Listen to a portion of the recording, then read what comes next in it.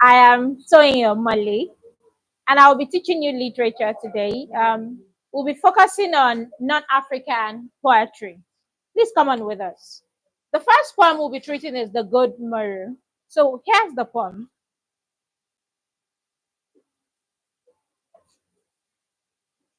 I wonder by my thoughts what thou and I did till we loved.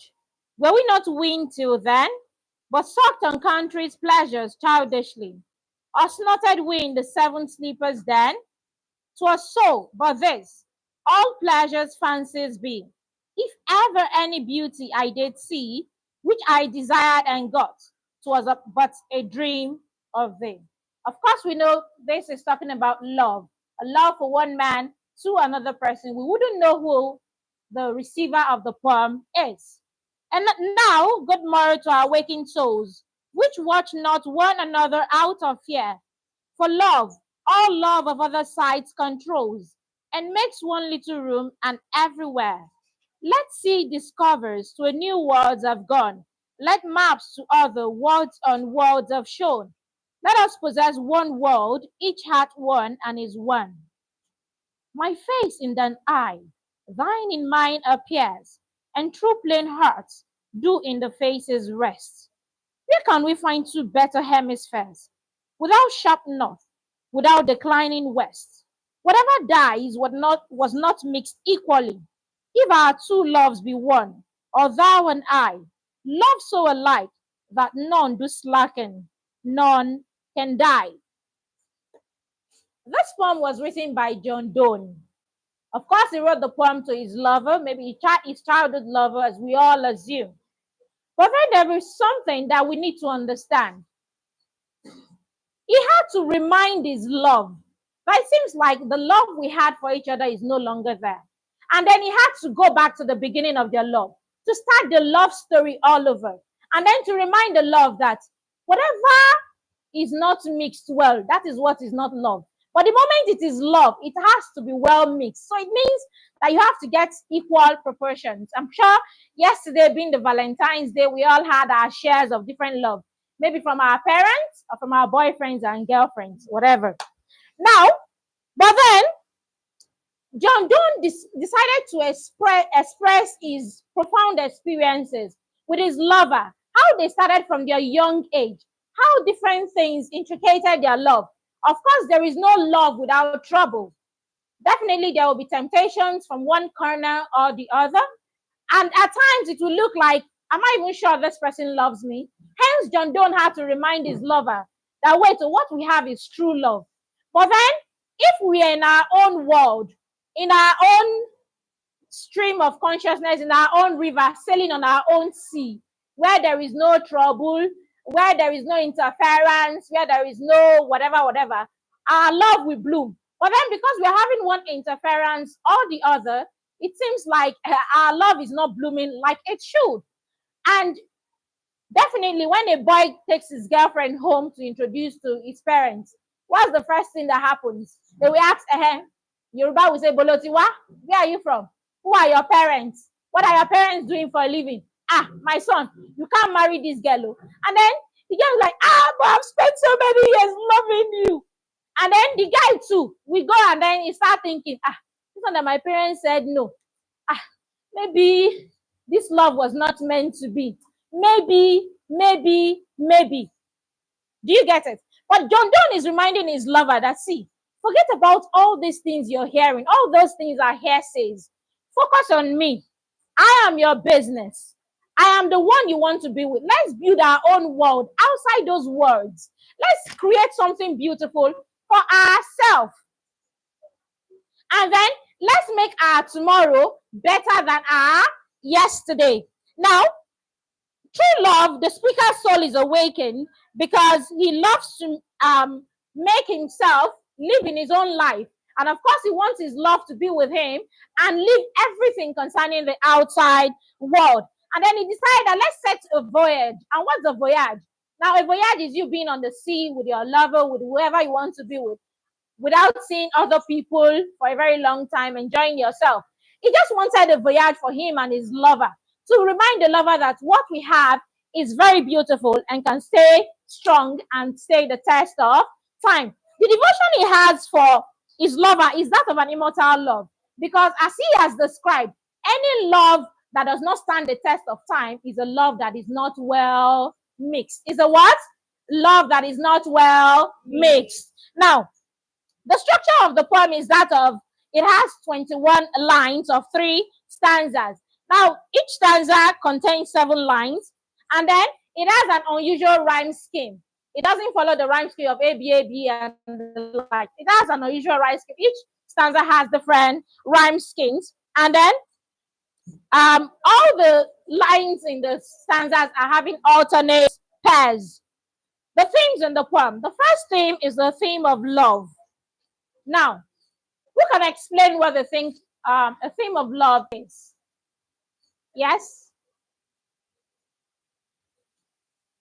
Now, when we talk about love, this poem is centered on love in itself, because the writer of the poem, or the poet persona, is focusing on his love and wants his love to know how much he wants to be with her. We are ascertaining it might be a her, and then how well he wants their love to grow. And then the love can be termed a love poem because it presents the ideal love that exists between the poet and his lover. And he wants it to be such a love that will never die and will stand the test of time. Another theme is the theme of exploration. Now, remember he said he wants him and his lover to go on a voyage where no one disrupts their love. Of course, that's exploration. Exploring a love where, according to him, he said, without sharp north, without declining west, whatever dies will not mix equally. So he wants them to go on a voyage where nothing stops them, no setting of the sun, no rising of the sun. Everything is just normal. Everything is just there. And of course, we know it's not possible. You have to go through one temptation or the other. Even if you're on the voyage, while you're on the sea, something might happen to your ship, right? Okay. Now, the third theme is the theme of growth in relationship. The theme of growth in relationship. Now, for John Donne to be reminding his lover of their love, it means that the love was already having a shaky feet, right? It means something was happening. Maybe somebody is already helping him to toast his baby one corner, and the baby is thinking that, it's like that person get money past you. Like that person will pamper me more than you. Do you get it? So it means the love itself was beginning to have a shaky feet. So he had to remind the lover that, please, our love has to stand the test of time and should be stronger than you have imagined it to be, because we are beautiful in our own way.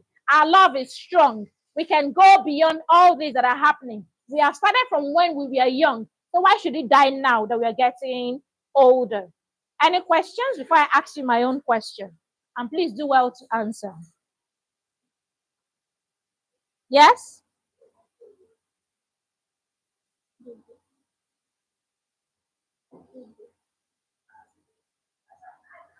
Century America. Vash is a poem set in a 20th century America. A, Bat. B, The Good Morrow. C, Cage Bird. D, The Journey of the Magi. Huh? Huh? Sorry, you all failed it. It's Journey of the Magi because it's Cage Bird. Now let's move on. Which is not among the themes in The Good Morrow? A, life is empty without true love. Now, I said, which of the following is not a theme in The Good Morrow? I only gave you 3 themes, but that does not mean that the poem is limited to 3 themes. We have other things. Now, life is empty without true love. B, the power of true love. C, the benefits of limitation. D, the futility and vanity of life. Option C, the benefits of limitation. Of course, the poem did not talk about the benefits of limitation. Now, we go on to the next one. Are you sure? Are you ready for it? Okay, the next one, Cage Bird by Maya Angelou. But before we go on, I remember we did not talk about John Donne. John Donne was born into a Catholic family, and of course, we know anybody born into the Catholic family will be a Catholic. But then he was very intellectual, and somehow he got married to an Anglican lady and moved on to the Anglican. But then he still did not. That still did not affect his faith, and he's one of the poets that writes metaphysical poems. Now, when we talk about metaphysical poems, we're talking about poems that seem unreal, things that we think cannot happen. Imagine him telling his lover, let's go on a voyage where the sun does not decline and the west does not. You understand? So he's one of the poets that writes metaphysical poems. Now let's move on to Cage Birds by Maya Angelou. Cage Birds by Maya Angelou.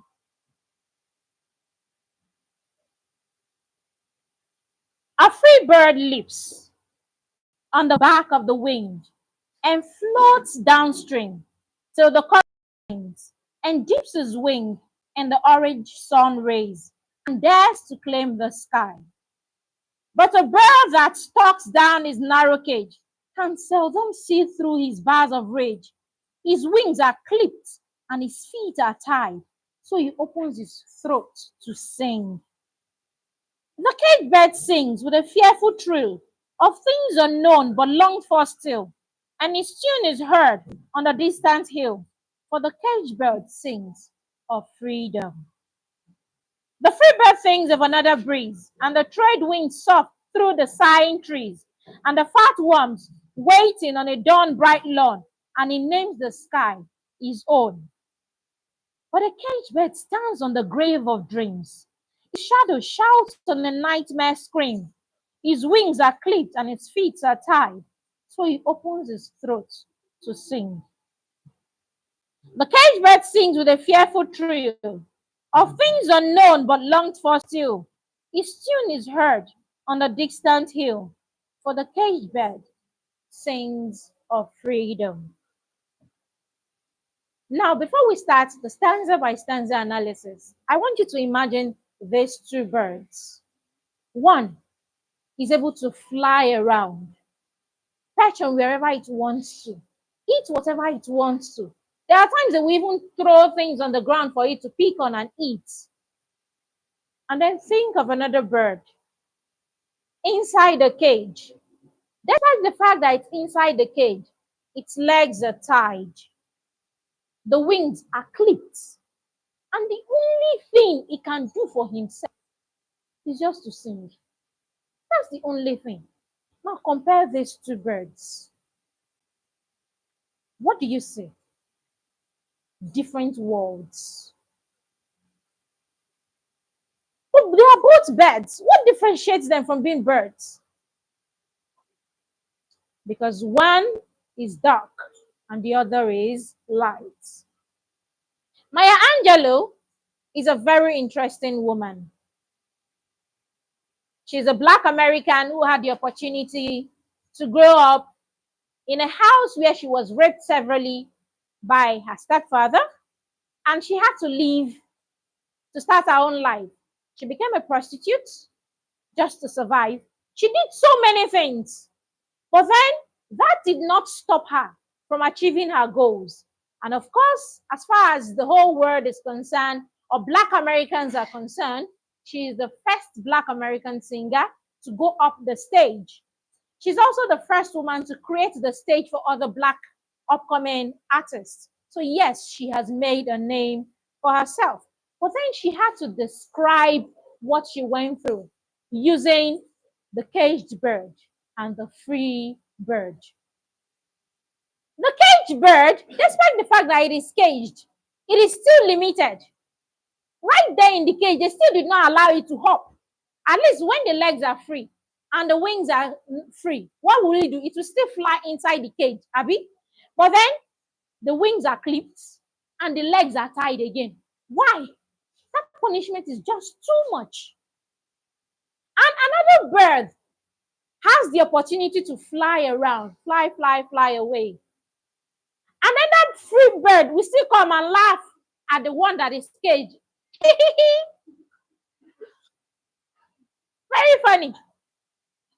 But then Imagine the life that the blacks had to go through in the hands of the whites. The blacks, they dare not go to school, while the whites had access to free education. The blacks, despite the fact that they had one or two education, they still could not build themselves because they are limited. Even the ones that are opportune to go to school do not have jobs. An example is the story of fences, where all this while the young man has been a truck. He sits at the back of the truck to empty bin until he decided, no, it's enough is enough. Even the person that is driving the truck, all because he's a white man, he's not as good as me. But then the society did not give room to the blacks. And so the caged bird, he cannot fight for himself. Because how do you want to fight? With your wings that are clipped or your legs that are tied? How do you want to fight? So the only thing he can do is to sing. And what song is he singing? Songs of freedom. And where would the freedom come from? Now, if you're opportune to watch the South African movie Sarafina, you will feel so much for the blacks that, Letobai, I'm sorry to use the Yoruba language. What's so, why is this so difficult for you to just allow us live our lives? Why can't you just let us be? You came to our own land. You're telling us how to live our own lives. You told us the time to go to our own homes. No problem. You're free. No problem. And then on top of it, you're killing us. You're snatching our wives. You're killing our boys. You're arresting us for just no reason. Why? And this is just a typical description of the caged bird. Meanwhile, the free bird has access to anything he desires. But then, today, let's talk about the people who are making it big out there. They are blacks.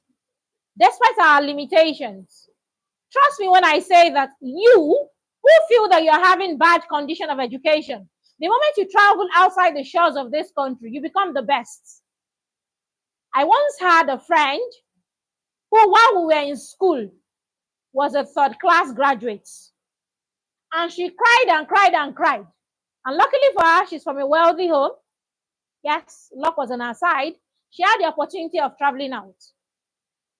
On getting there, the first thing she noticed was lecturer was even the one calling them to tell them there is lecture today. Won't you come for class? And she's like, for Naija, go tell you say you come class. Come do waiting. I mean, you go just enter class and say they don't do tests or attendance don't finish. She said when she was having problem with the course, the lecturer had to invite her like they were on a date to a restaurant. And then he started explaining the topic to her. And she was like, this is culture shock. And when her results came, she was like, me, A positive. How come? Because here in Nigeria, she has been made to feel like she's a third class person. Do you get it? So despite our limitations, we still excel. We still soar high. Because tell me, the moment that caged bird is freed, what is the first thing the caged bird would do? It was fly and fly so high. Now, Maya Angelou is a renowned writer from USA. She's very versatile and had a rough life. She has authored many books and won numerous awards and medals. The poem describes two different birds.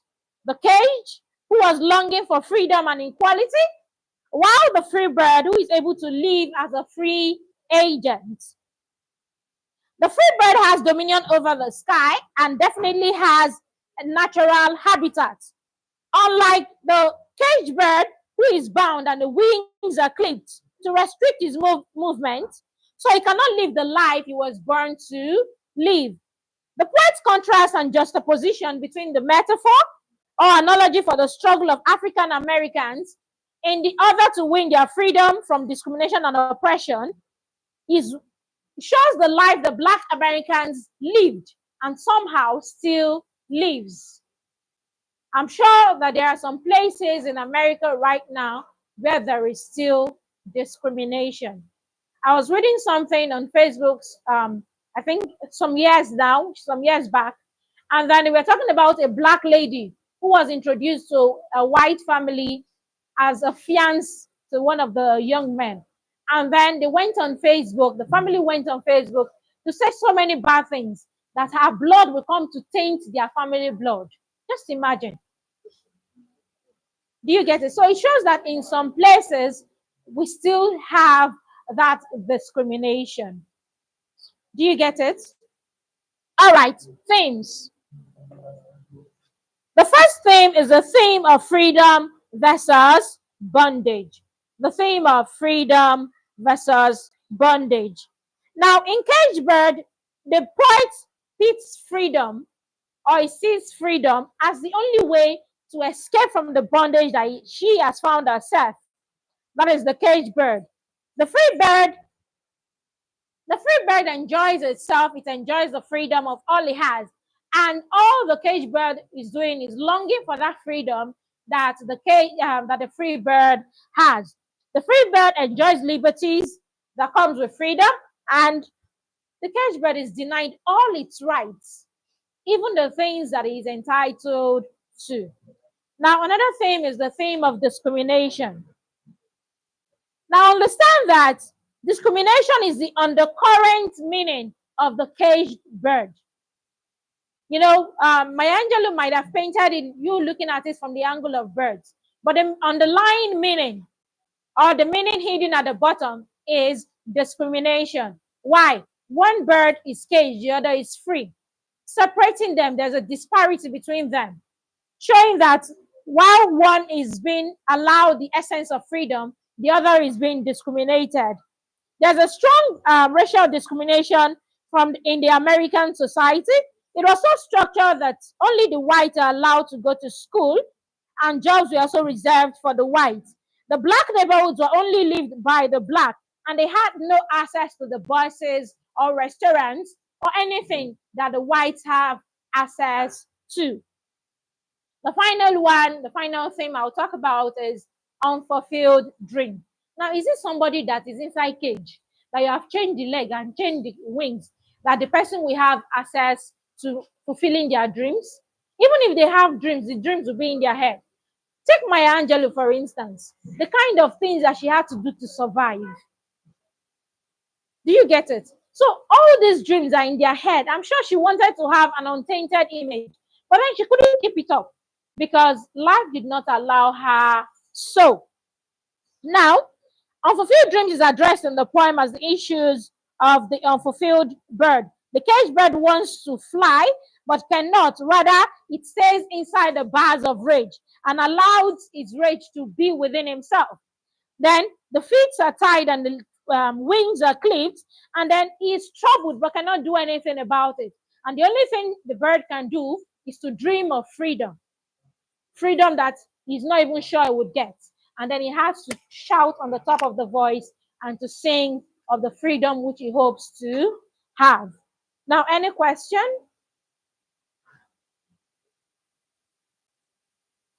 You're saying no. No question. Me, I'm expecting questions, please. Okay. I think I have my own questions.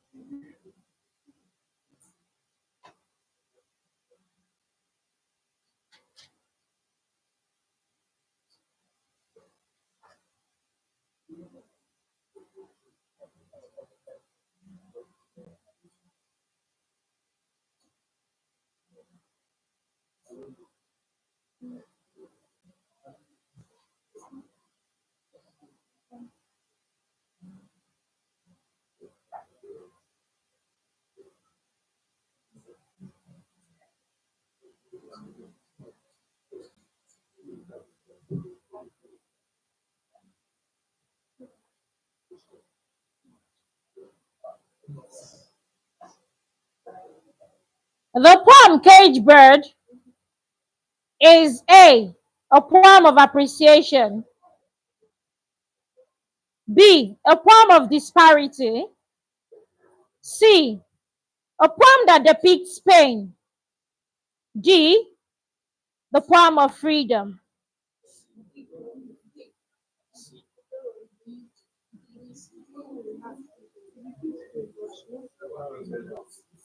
Now, the poem is not that of freedom because the cage bird was not free from the beginning of the poem to the end. Now, the poem depicts pain, yes, but the poet did not focus on the pain. But then the poem is that of disparity, showing the difference between the cage bird and the free bird. All right. The next poem we'll be talking about is Bats. Thank you. Bats by D.H. Lawrence. Now, the poem Bats is a very beautiful poem. Of course, it's an ode, or some people will call it ode, ode, whatever you want to call ODE. The poem is very beautiful, but then at the same time, it shows that we see things from different angles. Hence, the word beauty is in the eyes of the beholder. I'm sure some of you will look at me and say, auntie, to buy a slim dear woman fine. And then someone else will be like, wow, she's perfect, right? So we see things from different perspectives. Now let's read the poem together. At evening, sitting on his terrace, when the sun from the west, beyond Pisa, beyond the mountains of Carrara, departs, and the world is taken by surprise, when the tired flower of Florence is in gloom, beneath the glowing brown hills surrounding. When under the arches of the Ponte Vecchio, a green light enters against stream, flush from the west, against the current of obscure Amor. Look up, and you see things flying between the day and night, swallows with pools of dark thread sewing the shadows together. A circle swoop and a quick parabola under the bridge arches, where light pushes through, a sudden turning upon itself of a thing in the air, a deep to the water, and you think the swallows are flying so late. Swallows, dark air life looping yet, missing the pure loop, a twitch, a twitter, an elastic shuddering flight, and serrated wings against the sky, like a glove, a black glove, thrown up at the light and falling back. Never swallows, bats! The swallows are gone.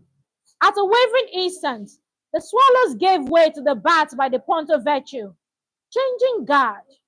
Bats, and an uneasy creeping in one scarf, as the bats swoop overhead, flying madly.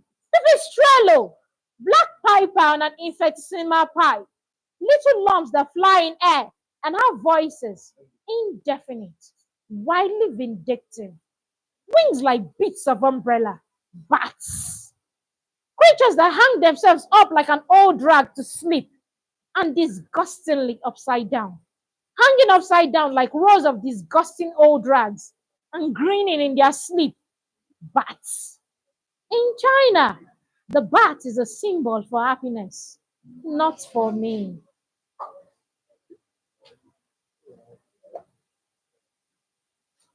Tell me that poem is not beautiful. I might not have read it well, but tell me that poem is not beautiful.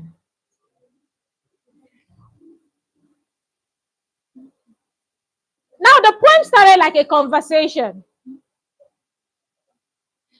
The poet personnel was talking to somebody, describing the event he saw in the evening to that particular person. Though it got to a point We could not see the person he was talking to because the person was never described. Do you get it?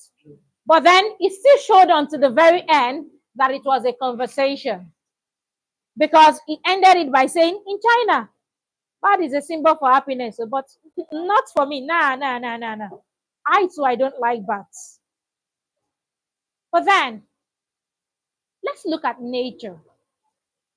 Nature is very, very, very beautiful. Very beautiful. There are times when you're angry in the evening. Just take a stroll.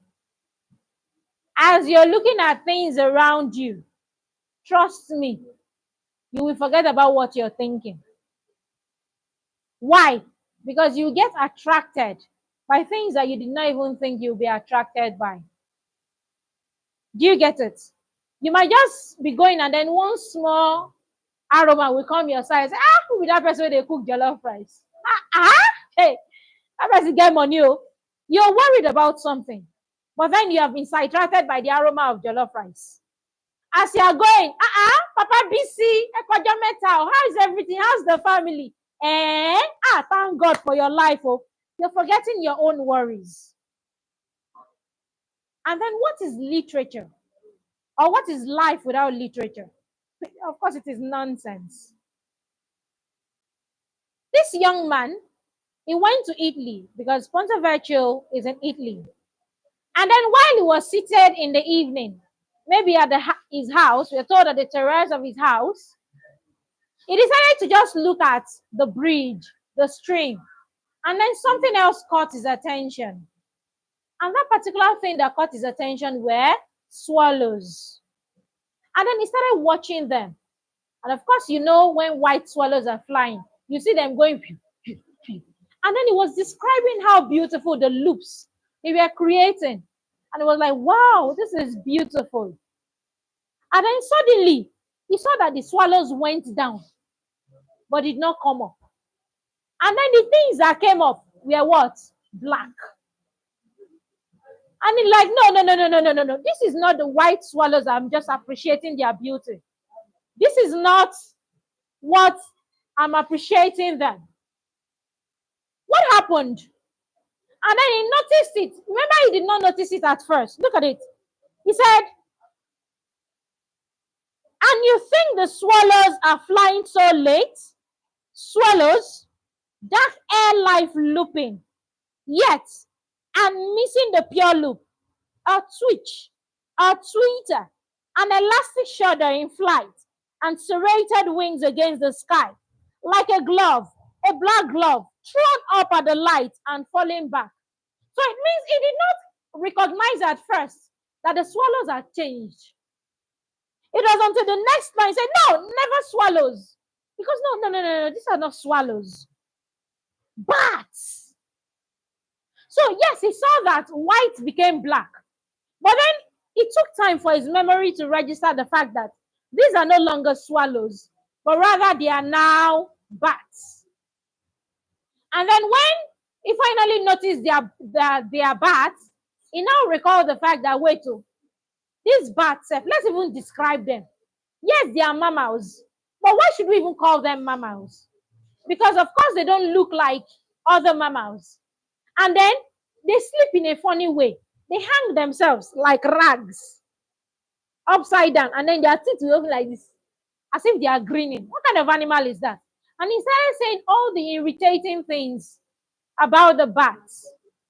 But then he recalled that I might hate bats, but that is me. Because for some people, it is very good. For some people, it's a symbol of happiness. I once had a friend who came to visit me. And then when the friend came, she saw dogs in my compound and she ran away. I begged and begged, Modina Wale. Modina, come inside. Come inside. Modina Oma Wale. The birds are in the dogs are in their cage. They won't come out. Just come. She said no, she cannot. And then I got out to meet her. She said she hates dogs. And of course, I know most Muslims, they hate dogs. They don't even want to go near them. And then I tried telling her, but these dogs, they won't come near you. Say, no. I won't eat from you again. Ah, maybe it's the hand that you used to give dog food that you want to use to do this. It shows a hatred for dogs. But then I, on the other hand, I like them.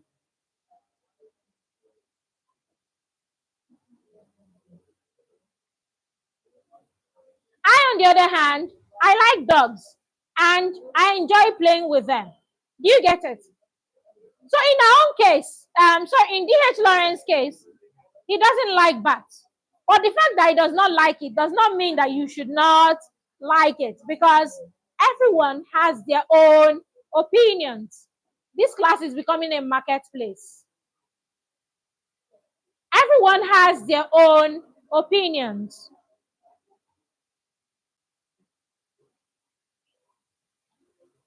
Well, go. Everyone has their own opinions and everyone is entitled to their opinion. Hence, I can look at somebody and say, I don't want to see you in my sakani. I don't want to see you around me because you're not beautiful. And then someone else will look at that person and say, wow, you're the most beautiful person in the world. Do you get it? Everyone is entitled to their own opinions. Now, the poem started as a conversation between two people. Then moving down, it becomes a description from one person, and it looks like the speaker is talking to a listener from the beginning until the very end. The poet's persona describes the exact place he was seated to enjoy the view of the evening and then maybe the cool evening breeze. And then as he watched the fun of the night, he observed the surroundings. He started by observing the Ponte Vecchio, the way the bridge was, by the flowers, the smells he could perceive, before he saw the swallows and started describing the swallows. He noticed the swallow basks in the entertainment they presented in turn. He enjoyed the looping of the birds, and then, in their usual way, they took a circle swoop and went under the bridge arc. But then it was not swallows that went down, that came back up again. This time they were bats. And then instead of swallows, it was bats that came up. And it felt like, no, I don't like bats. I have never liked bats. But then that didn't stop him from making others who like bats to appreciate what they like. He has a disgust for the mammal, but he expressed that bat is also a symbol of happiness. The poem has 8 stanzas and 40 lines. The first 3 stanzas describes the fact that he was appreciating nature and the attitude of the swallows. Then he also talked about how the swallows were very much entertaining until he saw and noticed that the bats had exchanged guard for the swallows have exchanged guard for the bats, and then obviously he couldn't contain his emotions anymore. Now, the themes. The first theme is right to individual choice. Every human being has a right to their own choices. Do you get it? Now, the poet emphatically stated that individuals were entitled to their opinions. Though he loves nature, he is repulsed by bats. But then he loves every other thing that we're nature wise. Hence, there are some people who loves nature, but then there's one thing or the other they don't like about nature. And then the theme of appreciation of life.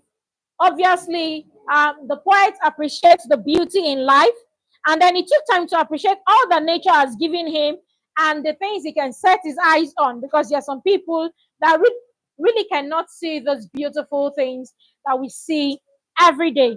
And then another thing he talked about is the natural grace of birds in flight.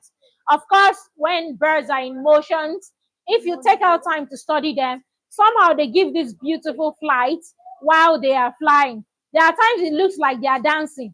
You will see the bird doing as if it's coming down, and then the next thing you see it going back up again. And it's as if it's giving you a beautiful motion. Now, any question? Please, the 3 of you out of my class. I've been trying my best not to let it reflect, but I don't care. Out now. Thank you.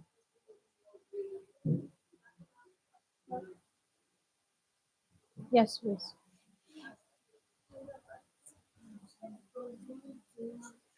Be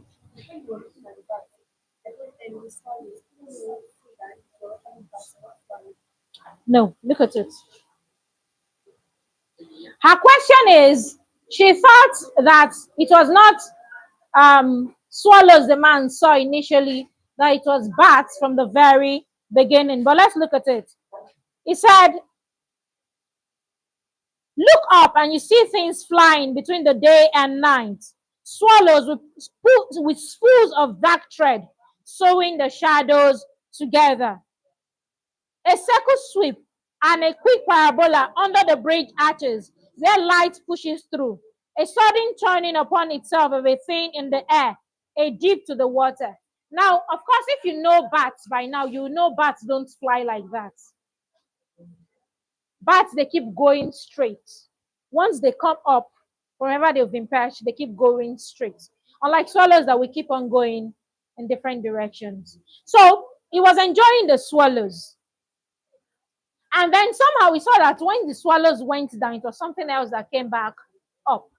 And those things that came back up were not swallows, rather they were bats. So there are two birds in the poem. Yes, any other question? Any other question?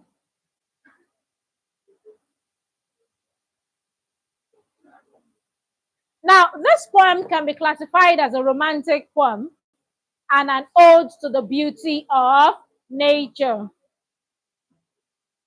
All right, let's move on to. Yes, you have a question. Yes?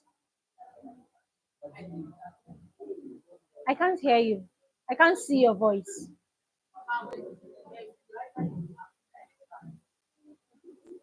Now, initially, the poet started by appreciating everything around him, starting from the bridge, the flowers, and every other thing. He was appreciating all of this until he noticed that these are no longer swallows that I've been appreciating. These are no longer swallows that I'm appreciating. They are now bats. Now, he hates bats. And then he has started talking about the disgust he had for bats. And suddenly he remembered that, wait, oh, now me not like bats. That will not mean say another person not like her. Do you get it? But it still doesn't change the fact that he was appreciating nature. Do you get it now? Any other question before we move on? All right. Now, the final one, the journey of the Magi. The journey of the Magi. Ooh.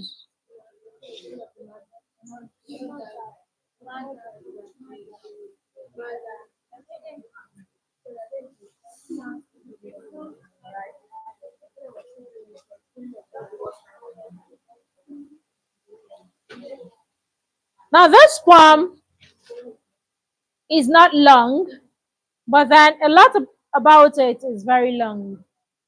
So please, I would like you to pay attention.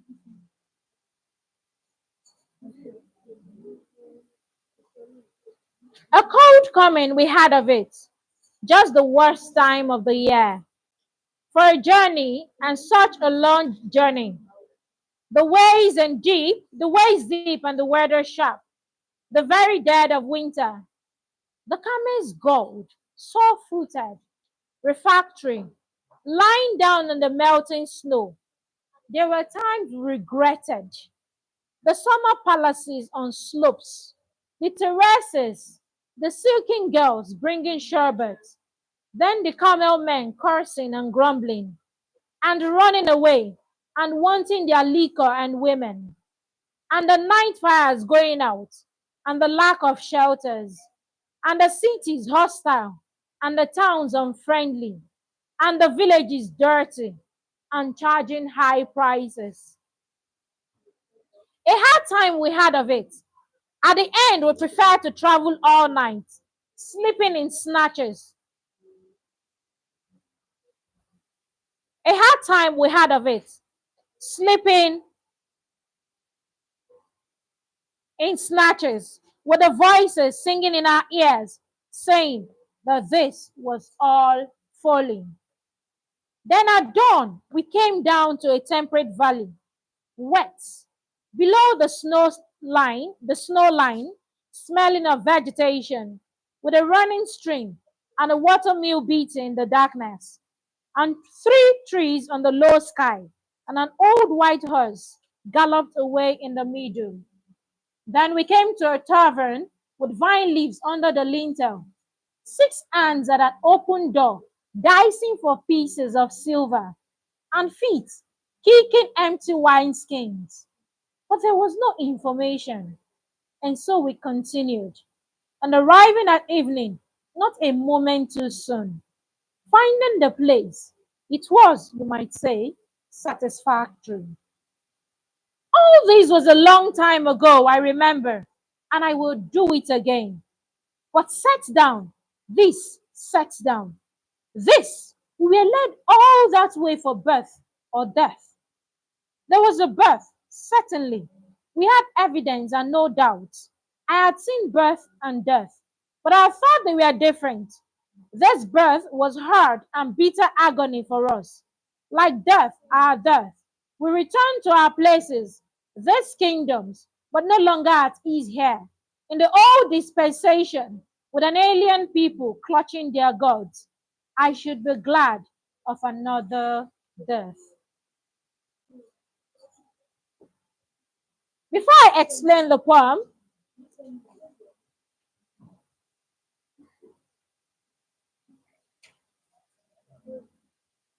before I explain the poem, I would like all of us to imagine something.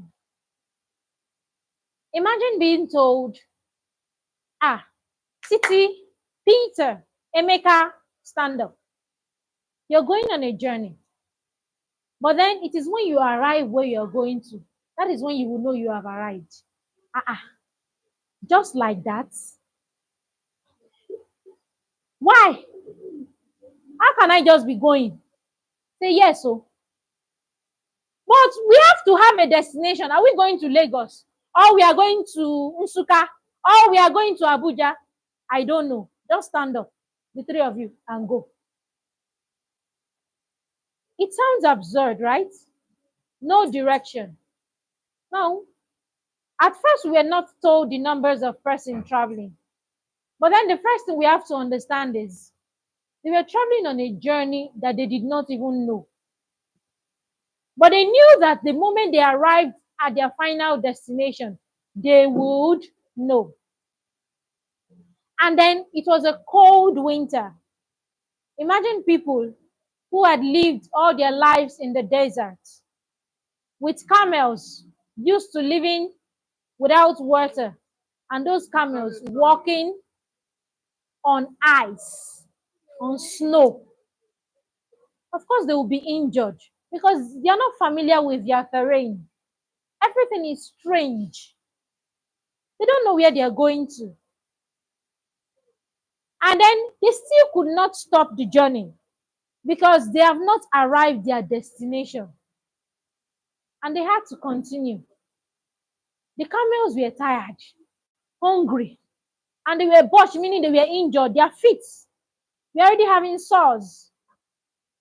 Yet, they still had to keep going. They went to towns. Of course, we know people from the east don't like taking alcohol. But most times, what they find are taverns. And what are taverns? Beer parlors. And they have no choice. That's the only relaxing point they can get. So they have to stay. And then they move on. They go to villages that are dirty and smelling. And their inn is also expensive. Why should it be expensive? In short, I expect that they would accommodate them that, you're strangers on a journey. Oh, yeah, come and stay. Nalayo. They charged them. I remember the first time I came to serve in Ekiti State. I was wearing my copper uniform. I wanted to take bike Please help me calculate. From Bank Road, I was going to Ilawe Road. As at that time, 2015, the bike man told me 500 naira. And I assumed we are going to a very far place. He's an old man, he's not a young boy. So I will not say it's because he was desperate for money. And then, only for him to go and drop me at my PPA that I was going to, and I realized it's not even far. But then we have agreed. And I was telling him, Baba, and you think you will enjoy this money?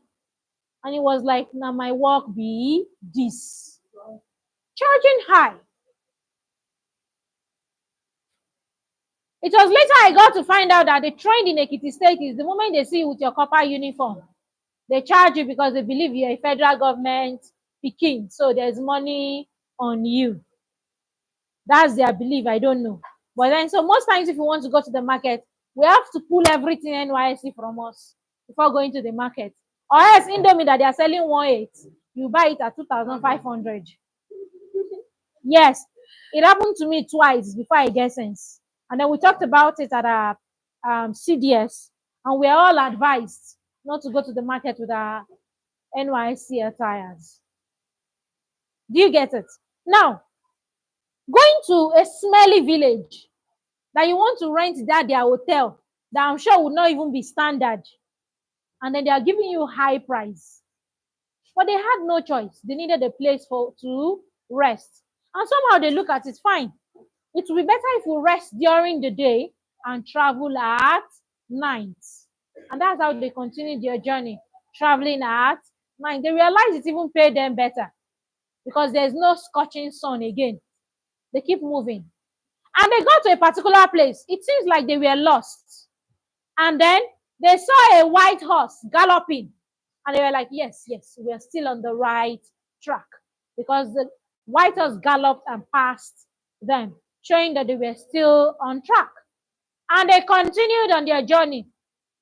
They got to a particular place. They said, this is not where we are going to, because we still did not find satisfaction until they arrived at their destination. And they knew, yes, we have arrived. Now, most times we say this poem is a biblical allusion of the birth of Jesus and the three wise men. And here it is. The three wise men, the Bible told us that they started their journey from the east. And when they got to Israel, they went straight to King Herod's house to inquire about the birth of a king. And King Herod was like, I don't know, but then when you find him, let me know. And then look at the poem. He said, when we arrived there, we did not find satisfaction, showing that that was not where we were supposed to go initially. And then they kept on moving. And until they got to where the baby Jesus was, they worshipped him and gave him gifts. And it was at this point they found satisfaction. What made us know that these three people, or the persons in the poem, were three? They said 6 hands on the door. What were the 6 hands doing? They were trying to change money. And of course, when you're traveling, when you get to different places, you will find that their currencies and denominations differ from each other. So you have to use the currency that is being used at that particular place. Do you get it? Now, moving on, the poem talked about the fact that they found a birth. And then, because they found a birth, there was a death. Because they found the birth, there was a death. And then, when they had seen this birth and experienced the death, they went back home. And they regretted going back home because their lives were no longer the same. And of course, we know whoever experiences Jesus would never remain The same. There will definitely be a change.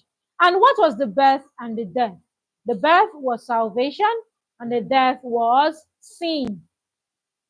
But then, in this life, every day we keep praying for grace, because you no go one lie, but then you go look. You go don't talk and finish. You can't say, but I don't lie. Oh.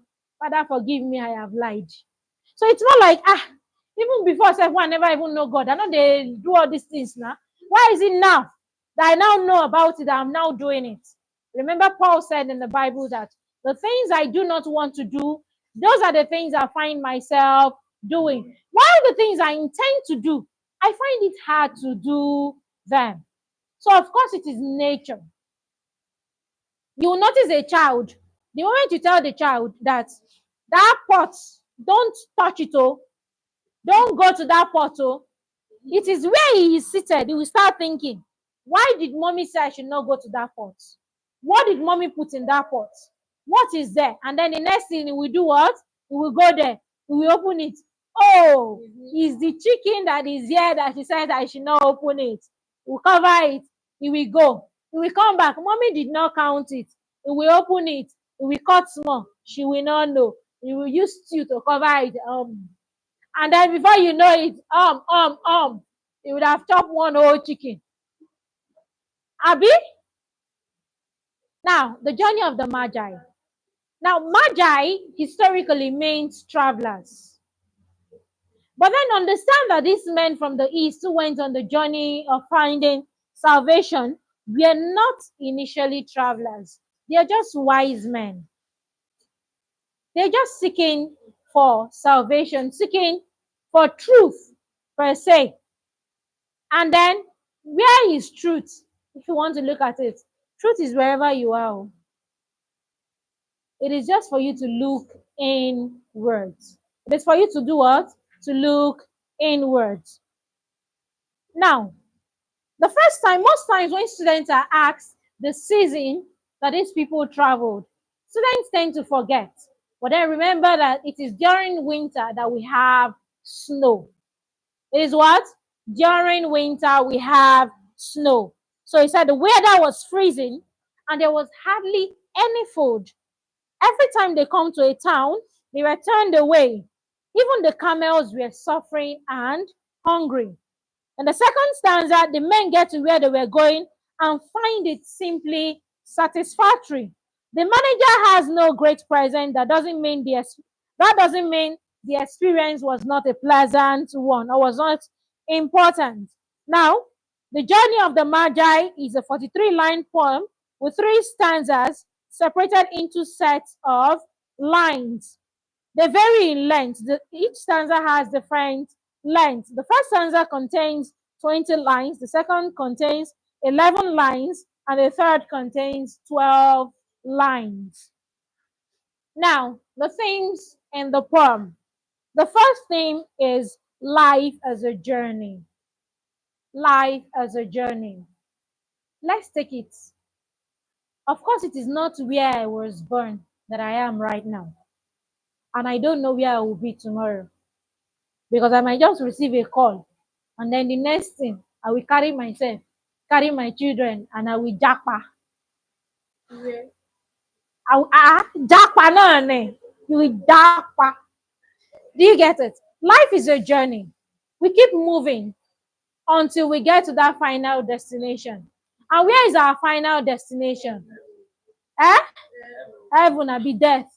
We will all die one way or the other. It might be physical death, it might be spiritual death, but we shall die. Now, the journey of light starts from birth to death. The poet personnel remembers his home and all the comfort it gives against the contrast of the harsh and biting cold weather. And at long last, when he had the opportunity of going back home, he wishes he was still on that journey. Number 2, hardship in the journey to attain spiritual maturity. Now, of course, the moment you decide to be different, there will be a problem. I remember the first time I went for diction training, and then I came home, and then I started speaking like this. And my husband said, "Hey Joe, bolatun jasiba you. Eso iboda da jare wolele. I did not marry a white woman. Oh. Speak well. Do you get it? So, of course, the moment you make a decision to be different from your norm, people will question you. People will want to know why you made that decision. And then, even if they understand the reason you made that decision, they will want you to regret the decision. Now, most people believe that the Magi were very powerful, pure, and perfect. But the fact is, they are not. They woke up one day and saw a bright star, and they felt its divine presence and had a leading to follow and search for the Messiah. The journey of the Magi represents a Christian journey to salvation. Now, the third theme I'm going to talk about is regret. As humans, when things don't go as planned, we begin to feel discouraged and regret our decisions. These men started their journey with enthusiasm, but along the journey, they began to regret their decision. They wanted to go back home, but then they make up their mind to see the Messiah so they could conclude whether it was a successful journey or not. And at long last, it was a successful journey because we were told there was birth and there was a birth. Is that clear? Now, this brings us to the end of the non-African poems. Any question? Yes? Any question? No question? Talk no. Yes. None. All right. So I hope you enjoyed.